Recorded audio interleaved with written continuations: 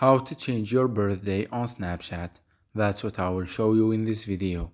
But before we begin, make sure to subscribe to the channel and ring the bell to get notified whenever a new video is uploaded.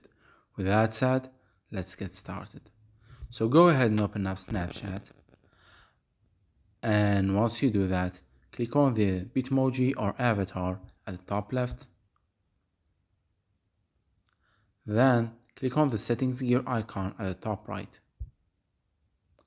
Once you're here, click on birthday, and here you will be able to change your birthday, but it tells you to choose carefully as you can only change your birthday a limited number of times.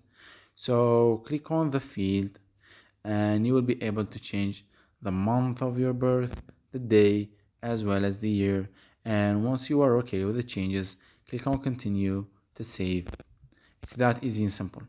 So that was it for this video. That's how you can change your birth date on Snapchat.